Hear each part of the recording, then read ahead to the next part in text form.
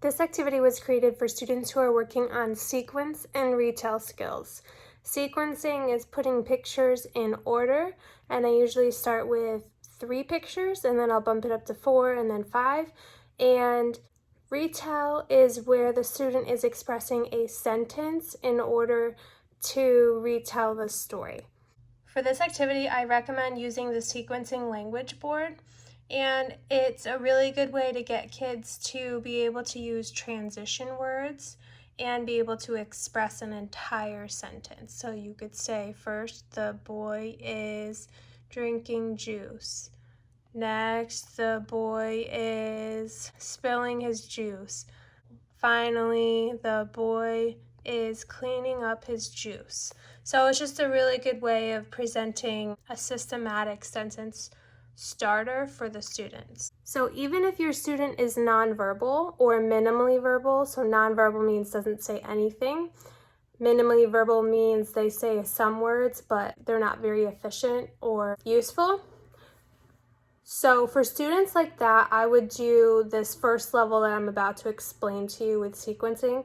You can still do this activity, but you're gonna have to modify it a little bit. So the first thing I would do is tell the story to the student. Put all the pictures on the table. You tell the story. First this happened and this and this and this. Then start with 2 pictures. So place 2 pictures on the table, give a sentence, and have the student find that picture that corresponds to that sentence. If that's too easy, you can try a field of 3 or 4 or 5 pictures. Just keep bumping it up if the student seems to be independent with the task. And if they're not able to do the task or they need assistance, then I would stay at a field of 2 pictures. So I'm doing the sequencing grow a flower activity. For level 1 students, I really wouldn't do a field of 5. I would start with a sequence that's 3, but you can always modify it by removing pictures. So this is how I would do level 1, and I would model it on the board, or you can even place it right on. So you could say, first, the shovel is digging a hole.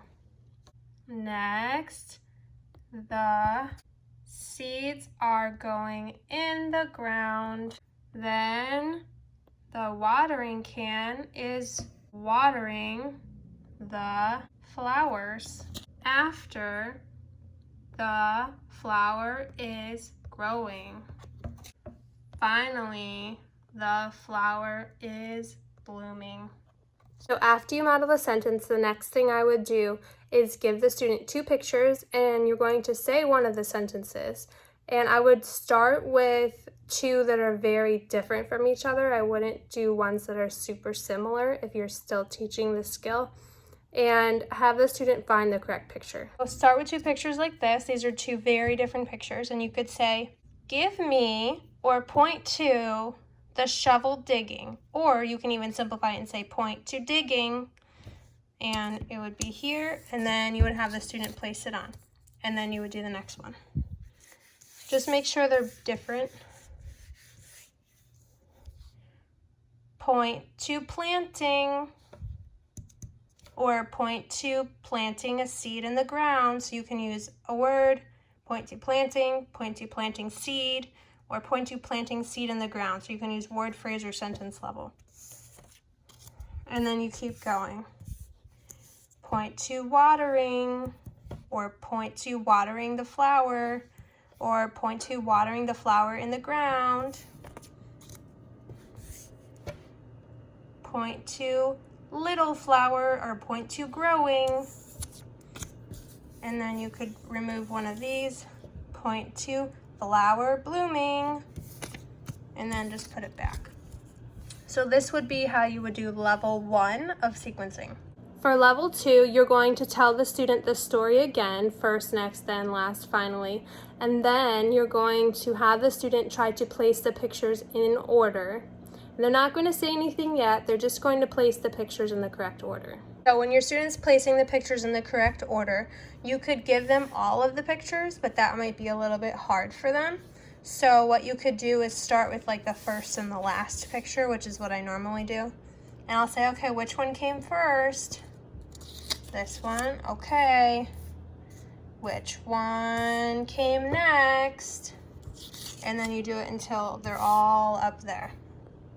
Then after the student has put the pictures in order, you can model a sentence for each picture for the student, or you can just have the student use the language board and you can kind of give some verbal cues. So a model would look like, the shovel is digging a hole. You say, and then they imitate you. If you wanted to just give less cues, so verbal or gestural, you could just say first, and then let the student try to make a sentence, and if they get stuck over here, which they normally do, give them a word or two. So if they get the shovel is and then they get stuck, you could say digging or growing. Digging, okay, the shovel is digging what? What are they digging? And then have them finish. Level 3 is very similar to level 2, except this time, instead of providing the story read aloud by the adult at the beginning of the activity, you're just going to give the pictures to the student and you're going to see what they do with them. And so the first task they have is to place those pictures in order. So you can give them cues as much as they need, and then they're going to retell the story using the language board. At this level, they probably won't need a model, but they might need some verbal or gestural cues. For level 4, what you're going to do is very similar to level 3, except now the student is going to retell with transition words. So you're going to present all the pictures on the table, have the student sequence, put the pictures in the right order, then they're going to retell the story using transition words. First, next, then last, finally.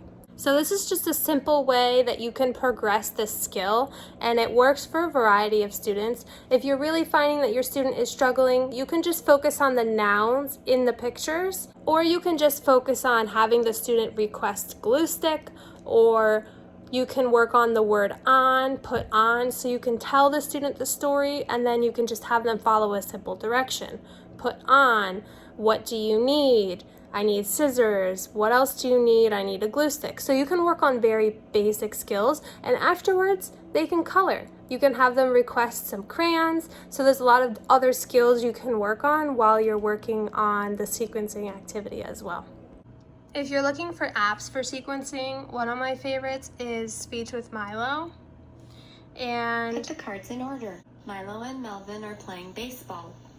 So you can read the word to the student. And if you get it wrong, oh, I got it right. So that's a simple one. You can also do this one, sequence of events. They have 3 and 4 step. Can you complete the sequence?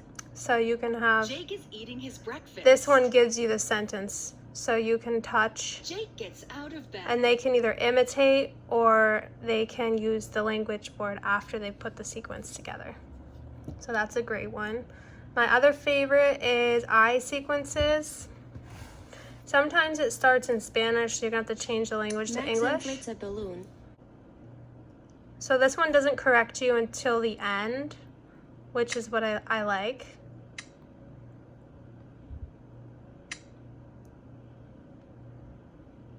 And they'll help you out.